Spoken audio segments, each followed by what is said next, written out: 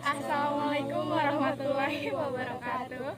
Kami dari kelompok 1 akan mengidentifikasi hama yang menyerang singkong. Sebelumnya, perkenalkan nama saya Helena Kotmila Musali dengan NIM akhir 010. Saya Jamaluddin dengan NIM akhir 011. Saya Trisya Aulia Khairani dengan NIM akhir 020. Saya Noel Purba dengan NIM akhir 030.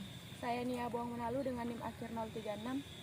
Pengamatan dilakukan terhadap tanaman singkong di Jalan Acacia Pulau Dadi, Kledokan, Catur Tunggal, Kecamatan Depok, Kabupaten Sleman, Daerah Istimewa Yogyakarta.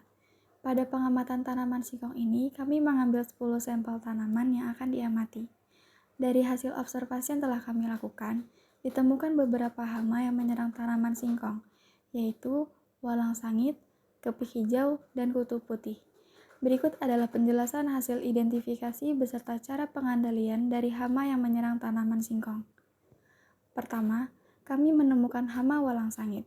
Hama walang sangit merupakan hama yang merusak singkong dengan cara menghisap cairan yang ada pada daun singkong.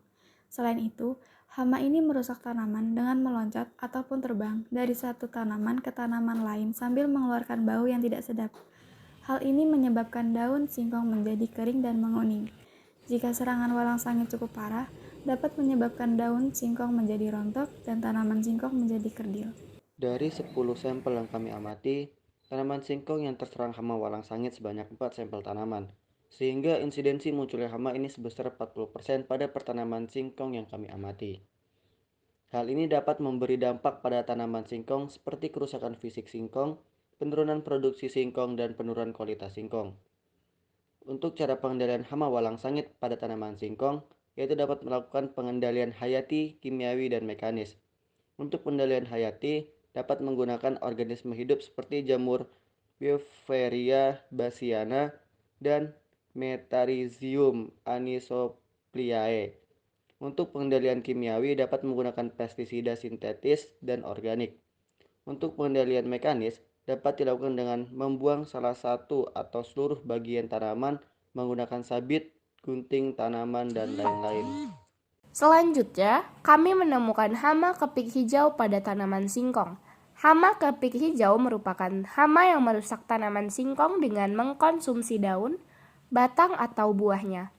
Mereka menghisap sari tanaman yang dapat menyebabkan kerusakan pada pertumbuhan dan perkembangan tanaman singkong.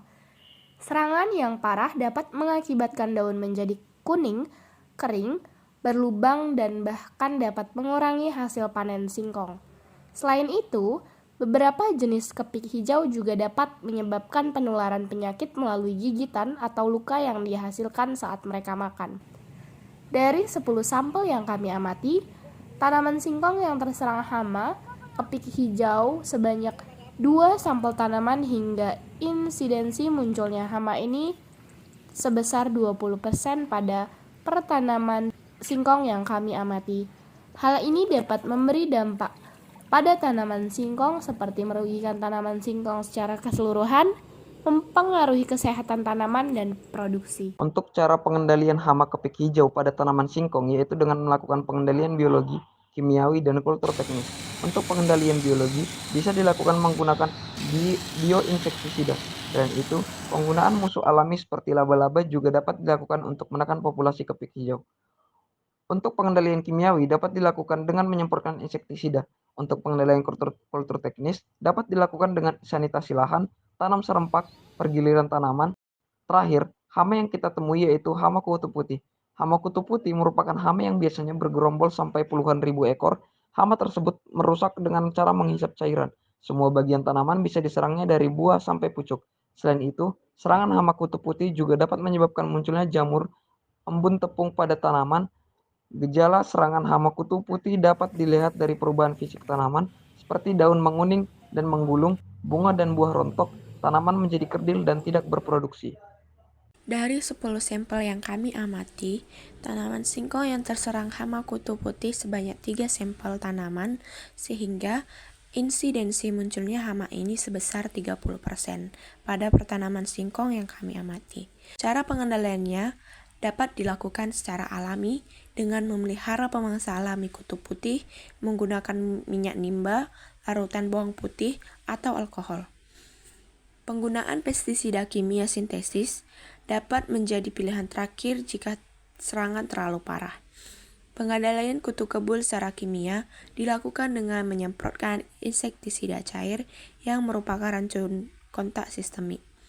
Pengendalian kutu kebul secara alami dilakukan dengan penggiliran tanaman bukan inang, pemasangan perangkap warna kuning, pembuatan rumah kelambu, dan sanitasi tanaman. Sekian identifikasi hama pada tanaman singkong. Kurang lebihnya mohon maaf. Assalamualaikum warahmatullahi wabarakatuh. Dah.